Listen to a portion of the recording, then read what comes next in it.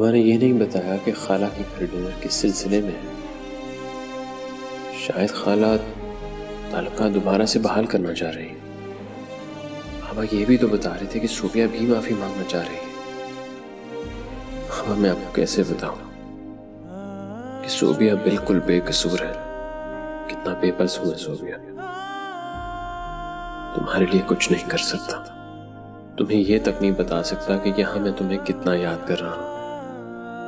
हर लम्हा तुम मुझे मेरे साथ महसूस हो रही हो।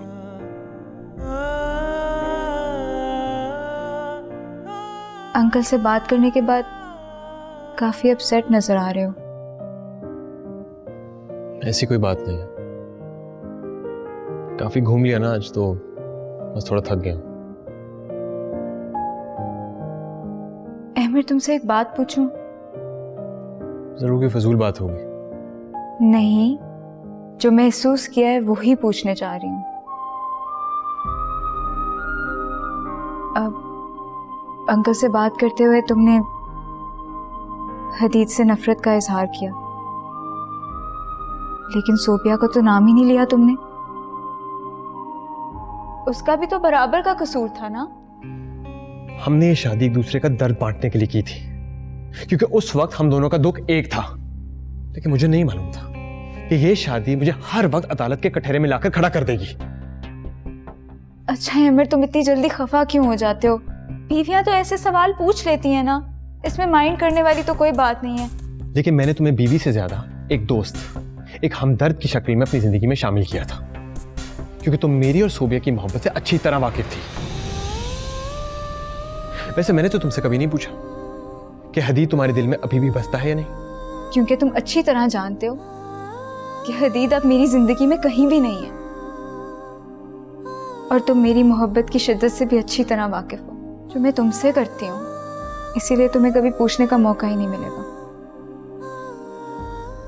लेकिन मुझे सोबिया को भुलाने के लिए थोड़ा वक्त चाहिए, जो अनफॉर्चुनेटली तुम मुझे देने के लिए तैयार नहीं हो।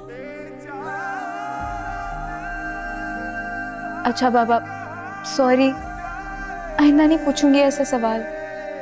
अपना मूड ठीक कर लो। देखो कितना अच्छा टाइम स्पेंड कर रहे हैं हम यहाँ। इसे स्पॉइल तो मत होने दो प्लीज। अच्छा चलो कहीं चलें, आइसक्रीम खाने चलें, मेरा बहुत दिल कर रहा है।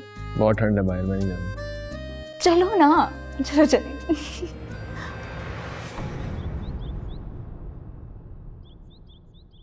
मामा आज मैं ऑफिस से जल्दी आ जाऊंगा। सोच रहा हूँ कि वहां कुछ मिठाई वगैरह ले जाऊं। ठीक है, तुम्हारा कमरा मैं और हाजरा मिलकर सजा देंगे, लेकिन मैं चाह रही थी अगर फूलों की सजावट हो जाती तो अच्छा रहता। आपको याद नहीं है कि फूलों से सजी गाड़ी देखकर उसने क्या हशर किया था? हाँ, मैं तो भूल ही गई थी। ये अरमानों वाली शादी नहीं, दुल्हन के हाथ में फूल नहीं, हमें मारने के लिए पत्थर होंगे। लेकिन मामा अब हालात बदल चुके हैं, अब वो ऐसा कुछ नहीं करेगी। मैं खुद अपने हाथों से कमरा सजाऊंगा। और मामा अब वो इतनी भी खतरनाक नहीं। हाँ, लेकिन तंज के पत्थर मारने में उसका कोई सानी नहीं। अच्छा, मुझे ऑफिस से देर हो रही है। खुदा हाफिज। अल्लाह हाफिज। सुल्तान, हिशाम भाई का जरा आप अच्छी तरह से इस्तकबाल कीजिएगा। देखो नुसरत, सीधी सी बात है, अगर वो मेरे दामाद की इज्जत करेंगे तो मैं भी उनकी इज्जत करूंगा। लेकिन उन्हें ये कह देना कि अगर हदीद के साथ बदसलूकी करेंगे तो मैं बर्दाश्त नहीं कर सकता। अपनी बेटी को देखा है आपने? पहले उसे तो समझाइए, उसका कैसा रवैया है हदीद के साथ। बहुत बर्दाश्त कर रहा है वो। नुसरत, मैं अपनी बेटी को तुमसे बेहतर समझता हूँ। जितनी तकलीफें उसने हमें दी है ना, ये सब उसका रिएक्शन है। आज हिशाम भाई और इशरत आपा के सामने बड़े फख्र से, इज्जत से मैं अपनी बेटी को हदीद के साथ रुखसत करूंगा। तुम फिक्र ना करो, अब सोबिया हमारा सर नहीं झुकने देगी इंशाअल्लाह।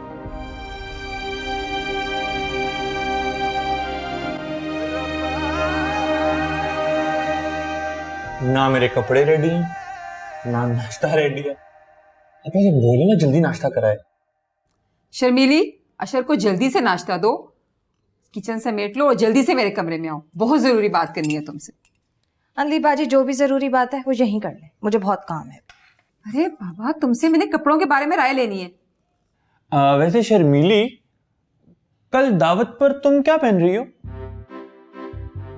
पता नहीं, शर्मीली आज कुछ उखड़ी उखड़ी सी लग रही है। आपके सकूर ने और मेरे मंजूर ने ये बोला है कि मैं वो गोटा किनारी वाले सूट पहन के चली जाऊं कल।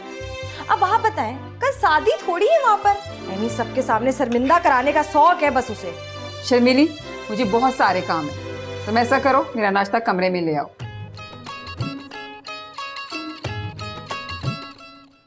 और मेरा नाश्ता भी कमरे में ले आना।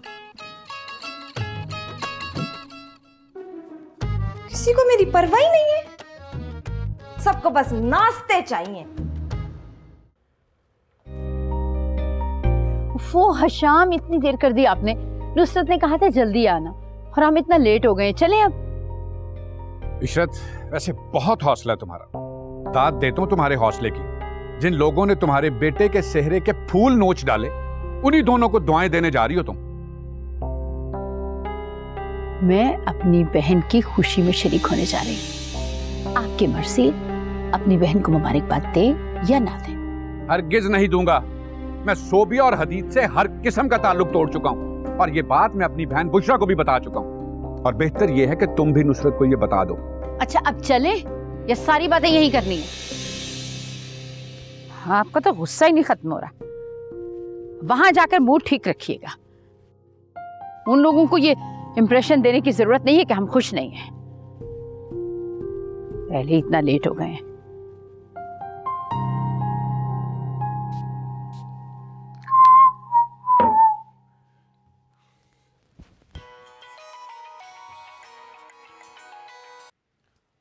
हेलो, अस्सलाम वालेकुम अशर, कैसे हो?